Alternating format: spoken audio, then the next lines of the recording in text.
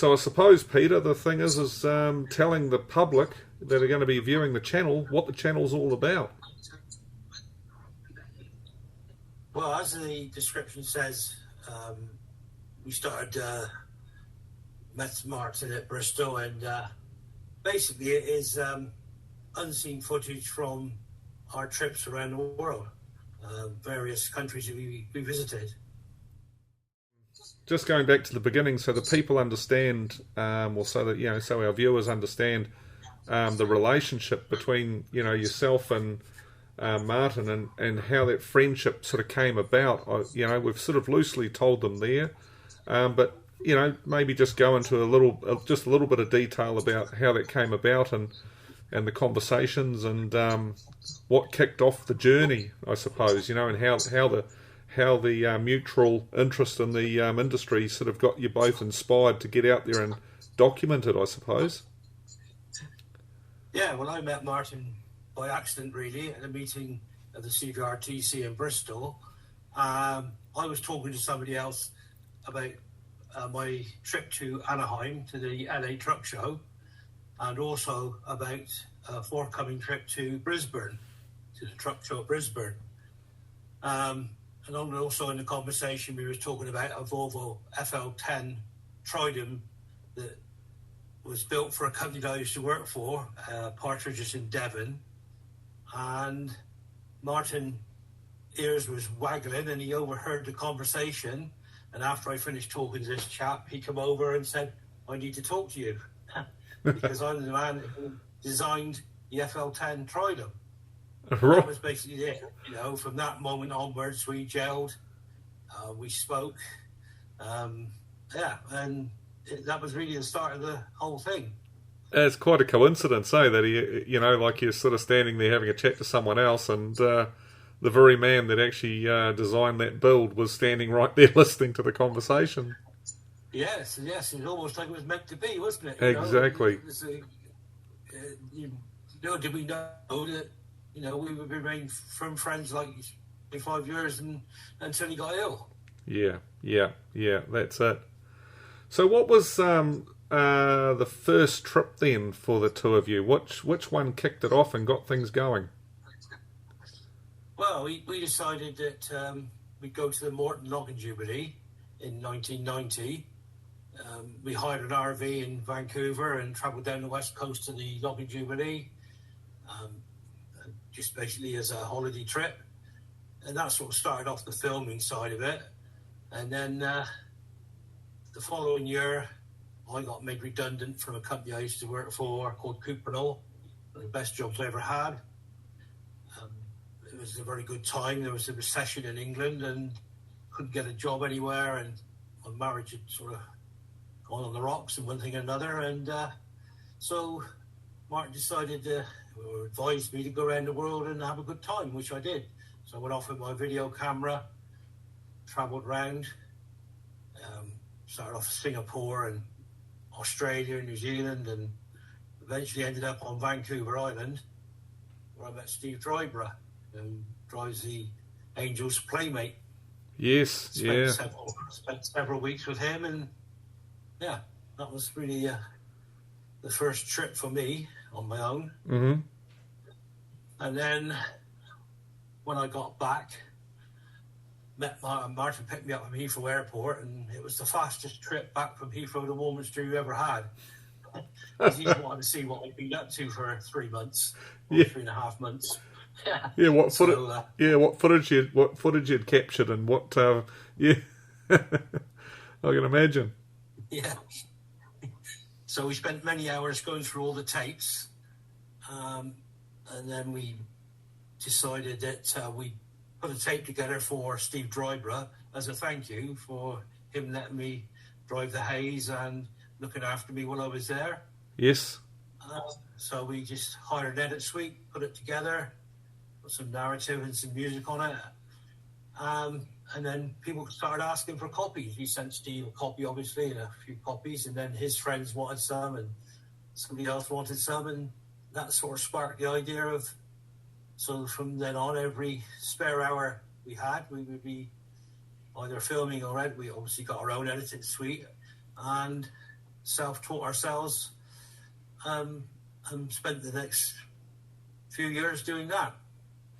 Wow, so the actual editing was as you just alluded to. So that was in house, and you self-taught yourselves how to actually put the movies together. Yes, that's correct. Yeah, self-taught. Crikey! Some of the early ones were a bit shaky, but hopefully they got better as they went They along. yeah, practice makes perfect. So yes, so the thing is that I mean, some of the locations that the two of you travelled to were absolutely, trucking. Well, they're places of pilgrimage. There's some of the locations that you've had the pleasure of visiting and the privilege of visiting and documenting are just incredible. I mean, like you say, going up there and spending that time with Steve Driver and the Hayes and so forth, Angel's Playmate and that. I mean, crikey, that's an era that is pretty much it's long gone now. There's still a bit of equipment up there, but nowhere near like what it used to be. The time you were there. So the footage that you've captured and is absolute gold. And the viewers are in for a real treat. I've had a look at quite a bit of the footage, and I must admit, there's going to be a lot of people that are going to. It's going to jog a lot of memories, and I think there'll be a lot of the younger generation as well that are going to learn something from this as well, because of some of this equipment, as I just alluded to before, is no longer around, or it's been retired or pensioned off, or things are changing, and we're in a different era now as we look towards the future of transport. But I feel that this footage is really going to, entertain many, we should say. But for you, looking at out of the trips, which ones stand out as highlights for yourself and Martin? Which ones would you look back at and go, that was a lot of fun, and some of the antics or some of the things you experienced and got up to? Well, yeah, there was a lot. One that stands out to me most was the up in Alaska. I really enjoyed. We both enjoyed Alaska. Mm-hmm. It was so different. That was a great time. Australia, obviously. Yes. We went back 9 times, so 9 times to Australia. Yeah, we did all together. Wow. But all the trips were really good. We had a great time. We worked hard, long hours. Everybody used to say to me, we're off on holiday again. I said, well, if you think it's a holiday, you come with us and you'll see what we do. Yeah. There's no holiday. Great fun all the same. Yeah. Yeah. I think Alaska stood out because when I was a young lad, I always wanted to go to Alaska to see how they could run transport in the low temperatures and how they coped. So that was an ambition of mine. So that was that box ticked. So that was really good. Yeah. And the heavy haul, the big yellow haze that are that there's footage of that we'll share. I mean that was that looked like quite a journey, that one in itself. It was. That was something that Steve asked me to get. He said, if you ever see or could you get a photograph of the hazes in Spain, I'd really appreciate it. Well, sort of long story short, a friend of mine was driving in Europe, and he ended up in Portugal somewhere, I think it was, and he went into a services to get a shower. It was a small garage he went into and asked for a shower, and the guy said, yeah, let him use the shower, and as a thank you, he thought he'd buy a couple of truck magazines. And in these magazines was a story about Arbogui moving the steam generators from Hospitalet de Font to Ascot. And anyway, we managed to get in contact with them and set it all up. So we went over there and filmed a 3-day move. Wow. I had the great pleasure of returning to Paul Bernie to hand the video over to Steve Driver, who was, as you can imagine, delighted, thinking he was just going to get a couple of photographs, and ended up with an hour-long program. A video production. Yeah. Oh, that's service, mate. That's real service. That get paid. Yeah, exactly. But yeah, you alluded to it before, and I'll just take you there again, just in the sense I love that story. You know, you regaled me with regarding how people would think, oh, you're off on holiday again, and how you had the chap there that yes. yeah. I think that's a good story to share with the viewers, because that sums up exactly what you've done and what you've captured. Yes, well, in my early days, a guy wrote a letter to us saying that that we were charging £14 for a VHS tape, as it was in them days, and he thought this was rather high when all you have to do is stand by the side of the road. It's not quite that simple. In them days, there was no internet, so we had to contact the companies to, get permission to come and film them, and then we had to get a flight, hire cars, and accommodation, fuel. And on one occasion, we got off the plane, picked our 4x4 up, drove 1,000 kilometres to Mount Gambier. And then we had a few hours in a hotel to meet Wendy Fennell to film her logging operation at 5 o'clock the following morning. So, Crikey. Unbelievable. Just one day. Yeah. But we had to do these sort of things, and we said to this guy, it's not quite so simple as you think. Yeah. So when we had a really hard day like that one, or several other trips on that, sleepless 24 hours, working for 48 hours straight through, no sleep, Martin and I would always look at one another and say, well, of course, all you have to do is stand by the side of the road.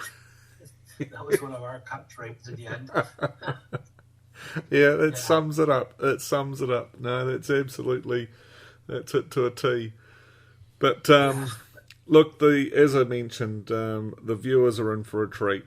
What yourself and Martin have collected is absolute transport industry gold from all corners of the world. It's a credit to the two of you, and I think we've got something. It is, like you say, it's transport history from around the world as 25 years worth of material. And I'm no spring chicken. Martin's already gone, and I was worried about what was going to happen to it. Yeah. So Yeah. I'm really pleased that Carl was doing his bit for me. Well, no, look, it's a pleasure, mate. It's an absolute pleasure. And the thing is that I think on that note, we'll sort of sign off at this point in time, and we'll allow the viewers to enjoy the fruits of your labour. And absolutely, it's a pleasure to be able to put this together. And it's one of these things. It's a timestamp of the industry, and it's something that I think a lot of people will come back to time and time again, because as I mentioned before, right at the very beginning, some of the footage you have here is absolute gold, stuff that will never be repeated. From an era of transport that I feel is the real heyday. It'll become recognised in generations to come as the pinnacle of the diesel era. And I know people go on about greenhouse gases and things like that and so forth, but it was an era where we had no other options. Diesel was it, and diesel is still it to this day. Yes, there is on the horizon, there is new technology coming, but what you've captured here is diesel at its best, I feel.